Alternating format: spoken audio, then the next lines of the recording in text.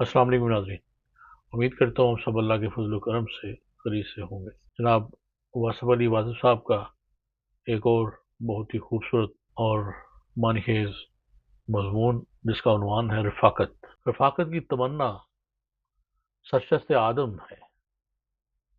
इंसान को हर मकाम पर रफ़ीक की ज़रूरत है। जन्नत भी इंसान को तस्कीन नहीं दे सकती अगर उसमें कोई साथी ना हो, कोई और इंसान ना हो, कोई हमज़ाद, कोई हमराज़ ना हो। कोई सुनने वाला ना हो, कोई सुनाने वाला ना हो।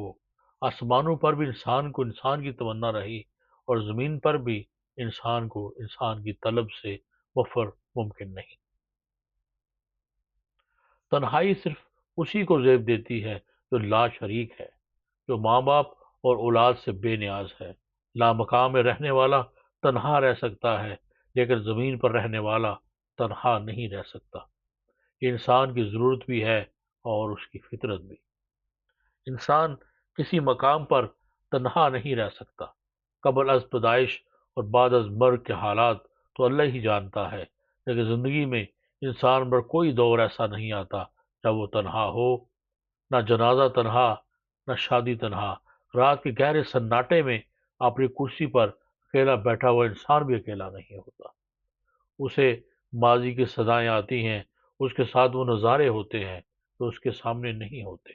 यादों के गुलाब खिलते हैं, जलती बुझती आंखों के तिस्मात वाह होते हैं, हसीन पैकरों के खतूत उभरते हैं, डूबते हैं, गुजरे हुए अय्याम फिर से रुखसत होना शुरू होते हैं, खुश्क शाखें जख्मों की तरह फिर से हरी होती हैं और उस सन्नाटे में आवाज़ें ही आवाज़ें आने शुरू होती हैं और यूं तन्हाई में तन्हाई मुमकिन नहीं होती।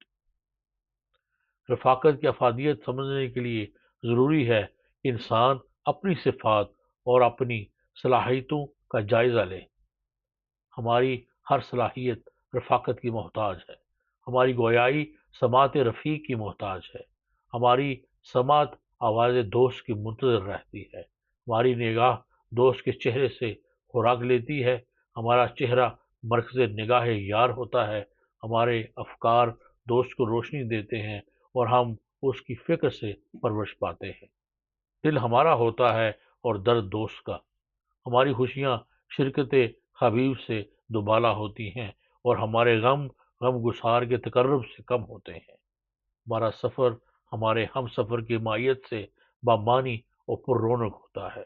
हमारा क़याम उसी चिराग से मुनव्वर होता है। दोस्त की तवज्जो और उसका तावन हमें अरूज की मनाज़िल से आशना कराता है। हमारे मंसूबे हमारी ज़िंदगी में और हमारी ज़िंदगी के बाद भी हमारे दोस्त की निगरानी से परवान चढ़ते हैं। दोस्त से गुफ्तगू हिकमत व दानाई के रमूज़ आश्कार करती है। हमारा ज़ाहिर व बातिन का निखार जमाल हमनशीन से मुतासर होता रहता है। हमारी इबादत भी रफ़ाक़त से सआदत हासिल करती है। हमारी तमाम दुआएँ इज्तिमाई हैं और इज्तिमा की बुनियाद रफ़ाक़तों के फैज़ से कायम है। वो इंसान जिसने रफ़ीक से वफ़ा न की, किसी से वफ़ा नहीं कर सकता, न दीन से, न खुदा से, न खुद अपने आप से। अज़ीम इंसान अपने हबीब पर गैर मुतज़लज़ल एतमाद के सहारे अज़ीम होते हैं। इंतखाब रफ़ीक से पहले तहक़ीक़ कर लेना जायज़ है, लेकिन किसी को दोस्त कह लेने के बाद उसे किसी आज़माइश से गुज़ारना बददियानती है। दोस्त के साथ सिर्फ एक ही सलूक रवा है और वो वफ़ा है। वफ़ा करने वाले किसी की बेवफ़ाई का गिला नहीं करते।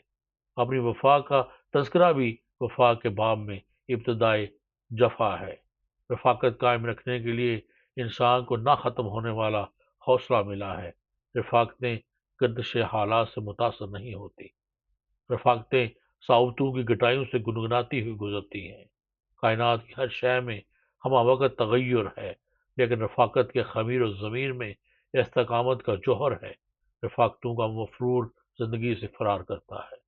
जिसको ज़िंदगी में कोई सच्चा और सुच्चा दोस्त ना मिला हो, उसे झूठे इंसान ने अपनी बदबख्ती के बारे में और क्या कहना है। इंसानों का जहान रफ़ाक़तों का जहान है। ये वफ़ाओं की दास्तान है, रिश्तों की तक़दीस है, समाजी और दीनी राबतों की तफ़सीर है।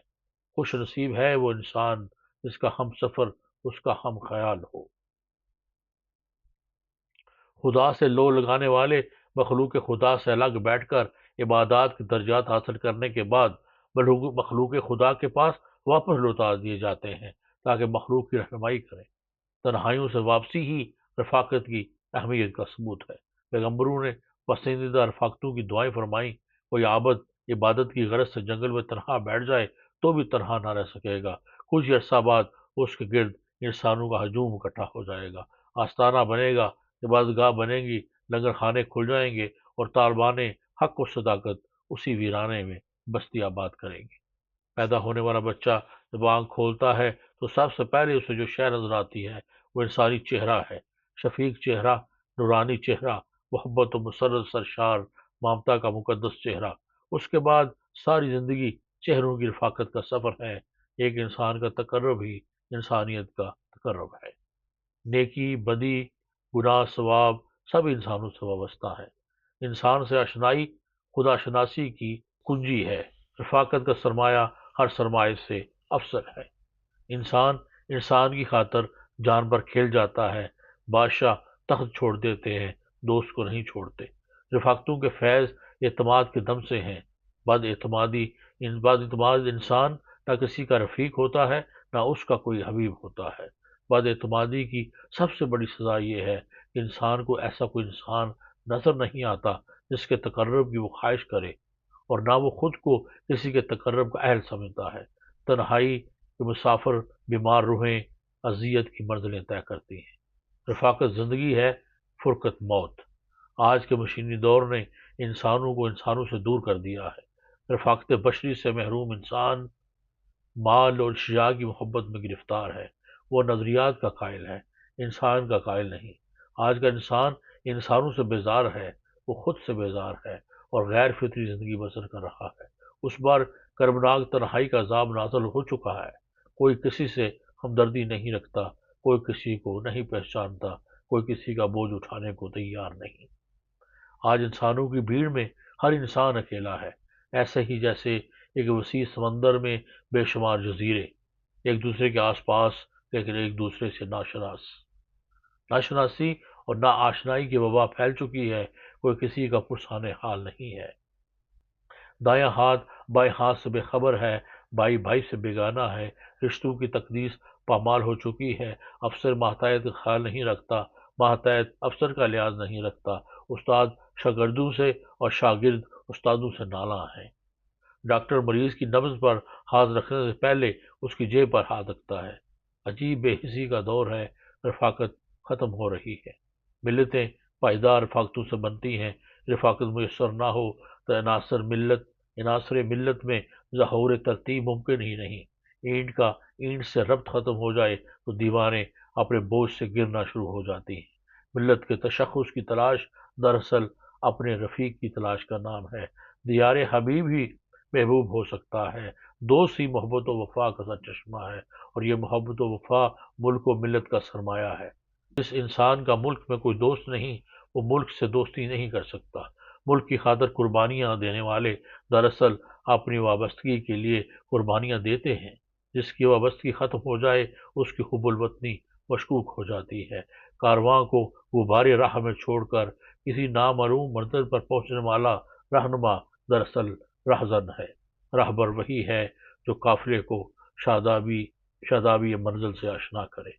زندگی کا خوبصورت میلہ سنگت کے دم سے ہے۔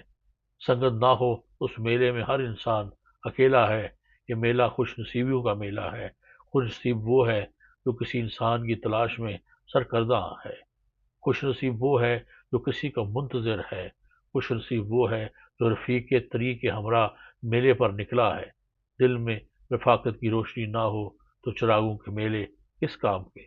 بہرحال ہمارا رفیق ہی ہمارا میلہ ہے، وہی ہمیں زندگی اور موت کے جمیلوں سے نجات دلاتا ہے۔ اللہ تعالیٰ ہمیں آسانیاں عطا فرمائے اور آسانیاں بانٹنے کی توفیق عطا فرمائے۔ اپنا بہت خیال رکھیں۔ اللہ حافظ۔